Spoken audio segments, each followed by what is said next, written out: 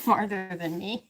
I can see farther than you? Yes, to read the comments. Oh, to read the comments. Well, I need glasses now to read the comments, so. I don't know if I'm still, like, I've known you for so long without glasses. I don't know if I'm, like, used to the glasses yet. Adapted to it yet? No.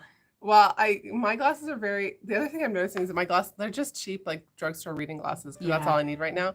They're very reflective. They are very reflective. Like, Yours aren't. I've got anti-reflective. They're cheap glasses. So Shavy needed new glasses. Not surprising. Yeah, the prescription changes like every time we go to the doctor. Yeah. $779. For the lenses? 500 something for the lenses. We get them the frames that have, and I'm always like, why didn't they have these when I was a kid? They have silicone joints, so that you can actually bend the arms all the way. They're very kid friendly. Yeah, and they come with like a clip-on shade, so that we don't have to get him sunglasses, because part of his eye condition makes his eyes sensitive to light. Yeah. So, is his head growing so much that you can just? You need new frames? Or we needed new frames because his head was growing. Because sometimes you can just put in new frames, right? Yes, yeah. No, but his head was growing. Darn. He needed new frames. For the kid that, like, he grew, I couldn't believe it. Yeah. He gained like 15 pounds in like 3-4 months, something like that. It goes like, in spurts. Yeah, I was like, because he was forever at like hovering around 40 pounds, and because we were waiting to try to get him out of the booster, like the 5-point harness, because it was that my 40-pound threshold. My kids aged out before they got to the weights, because that skinny mini. But I was like, wow, it was like, I looked at him over Christmas and I'm like, you're hefty. I'm like, let's pop you on the scale, and it was like, okay. Samuel, when he was about 13, grew about 18 inches in 12 months. I remember that because you were scrambling to get uniform pants that fit him. Give me two. You go answer the door. Michelle should be here shortly. Yes. I think she just pulled in. I didn't know that was a different car. Oh, a different car. Okay. Our new employee's at the door. We won't just leave her standing there. Yes, my middle son grew about 18 inches in 12 months, and he went through 3 complete sets of outerwear. So, like, whatever it's called now, winter pants. He went through 3 complete sets of outerwear. Oh my god! It was like, so. Well, thank winter God for boot like and snow pants, and then like summer things, and then like raincoats and stuff like that. And then the next, he needed new. Were you able to buy nothing? Some of it at least? Oh god. No, because he's so skinny. He needed like specialty tall, extra skinny sizes. Yeah. Helly Hansen.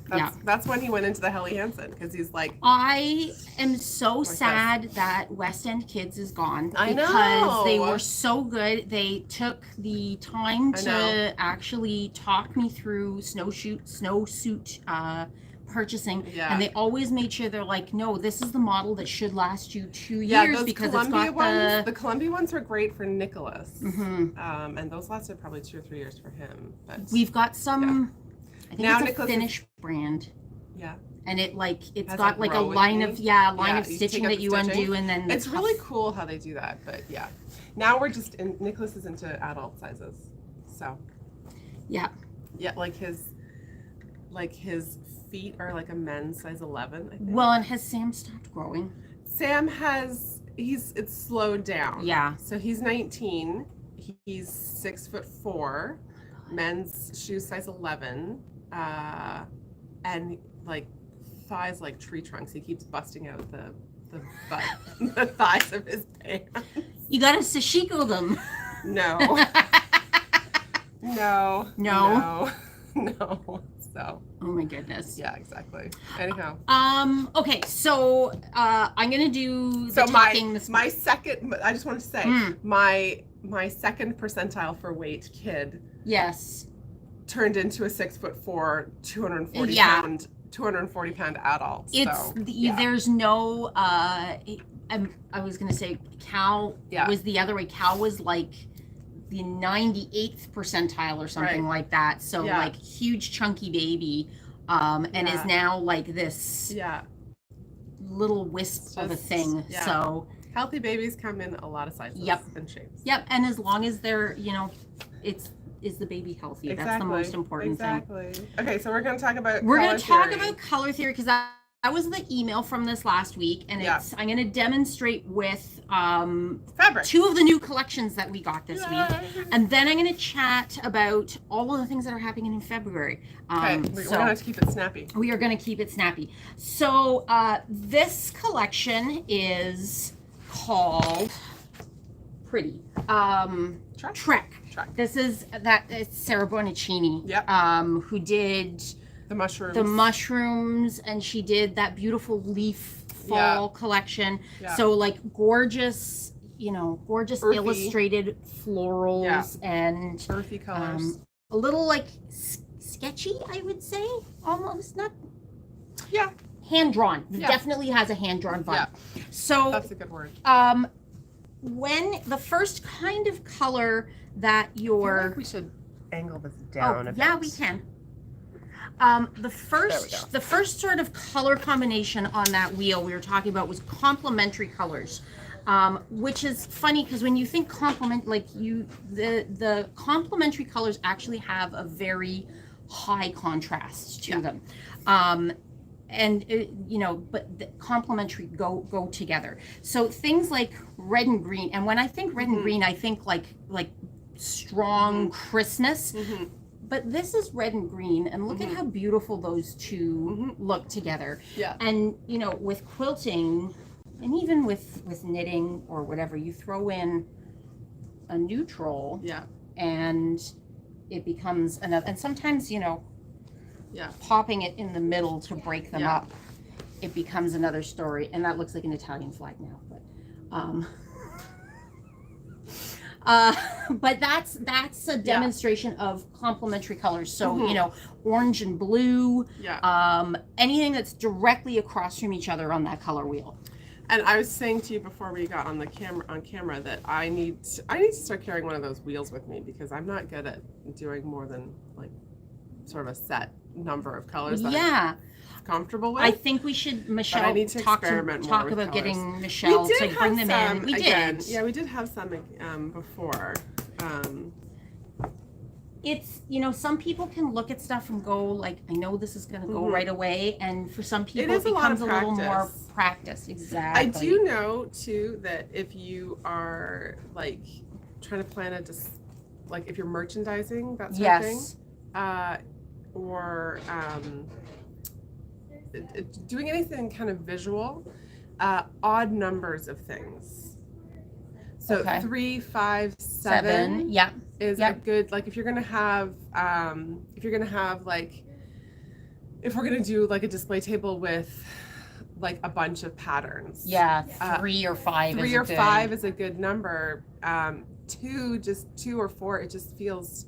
You end up having to play on the symmetry of it, and which is harder to do. Odd numbers, it's sort of more. Odd numbers like occur more in nature, so our eyes it's more comfortable for us to interpret it. Exactly. Very interesting. So if you're like putting together a quilt or an outfit, picking and I know there's that rule of 3 with dressing that you're supposed to do 3 things. It's funny, all these things, and some of them feel it's like there's because you've pulled out 5 colors here of this. I have pulled out 5 colors. There's a rule in linguistics, a language about the order that words should follow in a sentence, and I can't remember what it is. It's like size, weight, color, description or something. And if you like, nobody different languages fall into different groups. And nobody sort of consciously thinks about it, but if you say things in the wrong order, it sounds wrong. Anyways, this is called Forest Forage, and honeycomb, and it is the new collection from Sprout Wovens. Fableism, sorry. Fableism. And it's 100% beautiful. Cotton. So a little different than the Nocturne. The Nocturne was cotton bamboo. And this has got that lovely woven honeycomb. You could use this again equally nicely for quilting and for garment making. Yeah. So what I've pulled from here is would be an example of an analogous color stack. Because they're next to each other on the color wheel. Yeah, this one is a little. The hue is not hue. The saturation is a little lighter than you would normally go with. You would go with something of equal saturation. But this is what we had. Mm-hmm. So this is an example of an analogous color pull. Mm-hmm. The triadic color pull is where you're doing an equidistant pull. Mm-hmm. So that is. And if you think we're talking about like a wheel of like the color spectrum, the full color spectrum. So like more color gradations than Roy G. Biv, I think. Yeah, it is. And go back to your email from Tuesday because there's an example of all of these in that email. So if we think about analogous, they're beside each other. Yes. On the wheel in one of those quadrants. Yes. Complementary is directly across. Yeah. And then the triadic is this is a nice isosceles triangle. I don't grade remember. 10 kid. Oh my God. So. Ask your neighborhood grade 10 kid. Purple, orange, green. Again, high contrast. Can look a little garish, which, may not be for you. But once you throw some neutrals in here, and this would be a beautiful color palette on a quilt. Mm-hmm.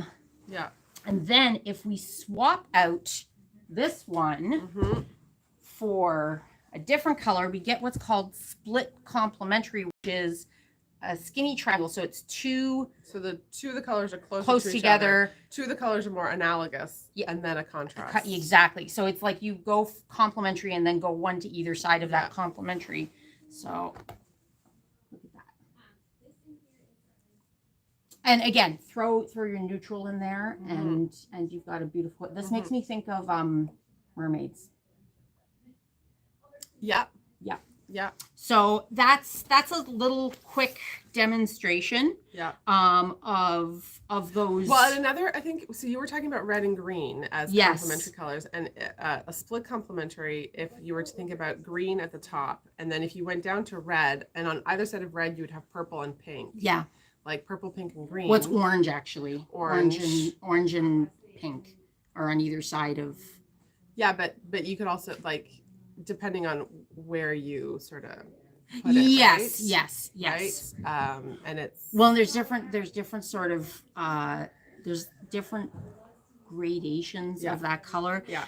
And there's this, like I said in the email, this is very much a crash course. This is very, very. But play with color, play with more colors. I'm notorious for just doing two colors, and it's fine, but it's not very interesting. No, and but there was a whole bunch of resources in that email. So there's a couple of blogs that are free to read. Yeah. There was a paid video course that Kirsten recommended, and there was a couple of books as well.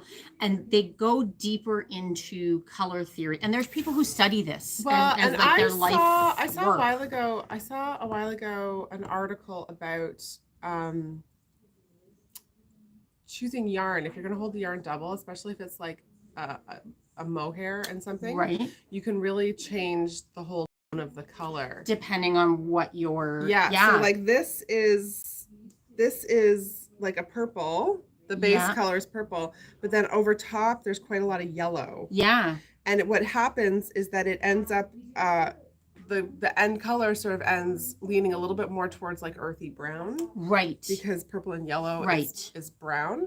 And it tones down. So like I'm gonna do another sweater in this, and these are pretty much like all the same color. There's a little bit of like orange and purple in here, but if I were to pick like what could I pick from this if I was to do another mohair? This is really you could hang on. What about the bright pink over there? We don't have mohair. We need more mohair.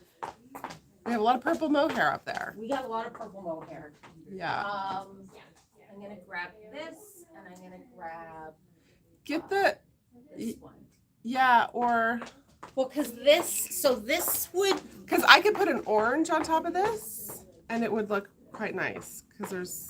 Well, and I was gonna say these two are sort of very similar in saturation. Yeah. This would very much This is make gonna it warm play. it up. This Yeah. is gonna warm it up, And this would cool it down. and this would cool it down. You see all that together. And Versus this would like this would brighten it. This would brighten it because it's got some contrast to it.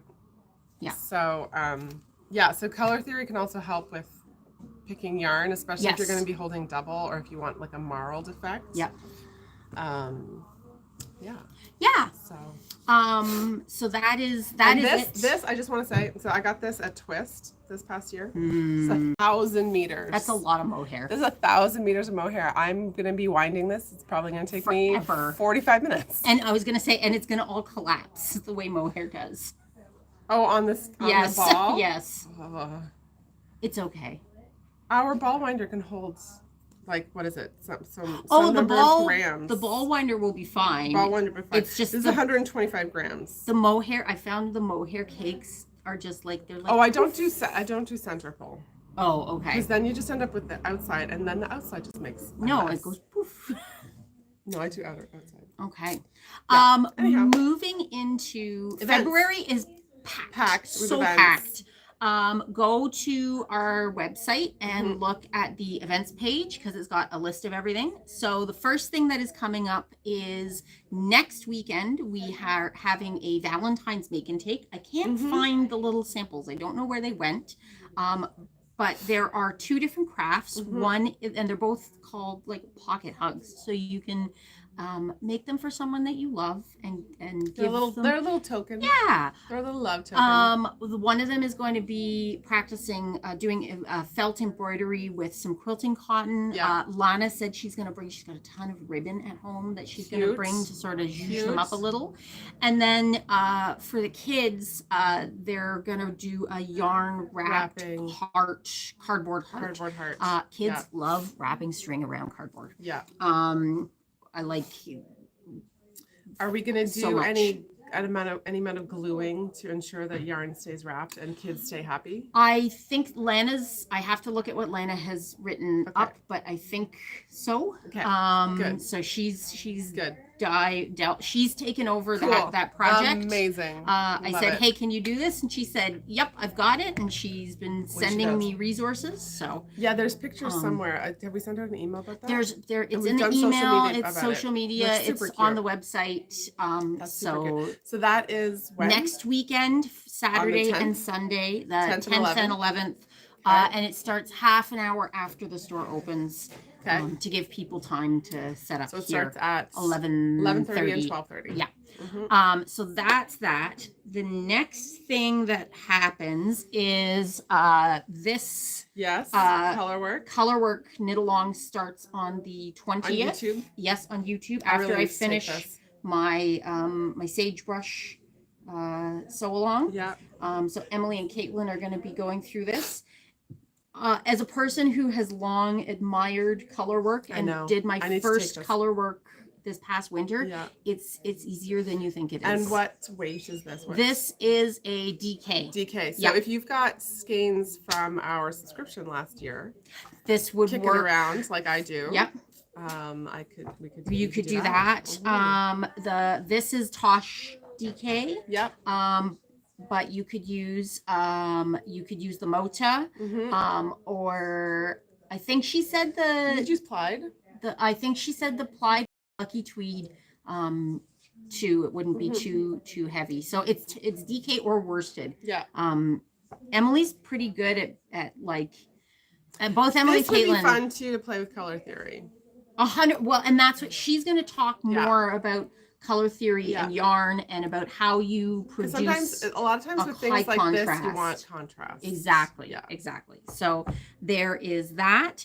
And then the weekend of the 24th and the 25th, Amaranth Fibers, who is she's not a new dyer, but she's new to Ottawa, the Ottawa area, she is coming from, like, Southern Ontario. Yeah, is coming for a trunk show. Cool. And her yarn is gorgeous. She sent me some more pictures this week. Amazing. And they're just like lush, and she takes a lot of her inspiration from nature. Are we gonna set her up on the front display table? Don't know. We're not really sure where. Yeah, because we haven't had a trunk show since we moved. We did. Around. We set up Indigo Dragonfly on the front table, but I don't know if it worked or not. So I'm gonna brainstorm that with. No, we can't, because there's classes that weekend and she can't break down overnight. So I don't know. I'm going to talk with Caitlin, and I'm going to talk Maybe we take the couch and we stand it up in the office on its end and set her up there. Yeah, I don't know. Couch is. I don't know. Versus I thought about setting her up, moving this H unit by the door and setting her up there. I don't even know. It'll probably involve moving the couch. It will probably involve moving something. The couch is really the only movable potential space that we have. Yeah. That couch, it keeps living. It keeps living. We keep debating getting rid of it, and it keeps hanging around. Yep. I think last time, most recently, we were debating replacing it with a chair. We were debating. We know we don't want to. We don't want to get rid of it because it does get used. We need somewhere to plant the husband. Yeah. Well, and it gets used in during knitting classes. Okay. People sit on it. Okay. So that's good. That's good. Yeah. And the last thing I should mention is we added another sew-in night tomorrow night. So if you want to, there's still spaces left. Okay. If you want to come and use our big cutting tables and like our sewing machines, evening. Exactly, it's $25 to register. And you have to pick whether you're going to primarily use the tables or the machines. Yeah. But there's space left, so you can come and do that. Cool. And new classes release next week for March and April. March and April. We're doing 2 months at a time. Yeah. Okay. So. Cool. And sign up for the Twist bus trip. Yes, the Twist bus trip. Somebody last night on one of the socials was asking when tickets and classes and stuff like that go live. Yeah. And in the past, they have released tickets and class type stuff on around May. Okay. Yeah. So I realized that we'd be arriving sort of just after the doors open, like about 30 minutes after the doors open, which is fine. And then we're planning to leave at about 3, and the doors close at 5. So that seemed like a long day to me. If you were just shopping, it's a lot of time to just hang around, which is why I scheduled it for leaving. But you said 3. there's like there's tents where you can get out of the sun, and there's food. There's lots of places to sit. Yeah. You can there's like demonstration tents, and there's certainly lots to do and see, and there's enough like places to rest, and there's food and drink and washrooms, and it's air conditioned inside the building. Yeah. And I've never been. So I realized that the bus trip may not work if somebody's planning on taking a class, but it might. I'm not sure. So but yeah, you will be responsible for your own ticket. But those get released later. It's going to be a lot of fun, It's though. going to be a huge amount of fun. We're going to do like games and stuff on the bus. I'm trying to get some swag so we can have swag. I'm confident that we can get swag from our vendors. Yeah. So cool. We've got lots of staff who are trickling in right now, so we should probably wrap it up. Busy day. It is a busy day. We have a new assistant store manager starting today, and we also have a new co-op student starting today. It's all good. Because why not? Yep, it's all good. It's all good. So there'll be lots of new faces around the store when you come and visit us. So when you come and see us, you can say hi to Danielle and Madeline. Yeah. Awesome. Okay. All right. Have a great day. Have a great day, everyone. Bye. Which button? That button. Cool.